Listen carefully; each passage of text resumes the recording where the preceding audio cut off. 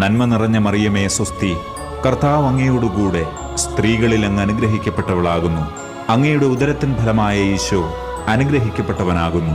പരിശുദ്ധ മറിയമേ, തമ്പുരാന്റെ അമ്മേ, പാപികളായ ഞങ്ങൾക്ക് വേണ്ടി ഇപ്പോഴും ഞങ്ങളുടെ മരണസമയത്തും തമ്പുരാനോട് അപേക്ഷിക്കണമേ. ആമേൻ.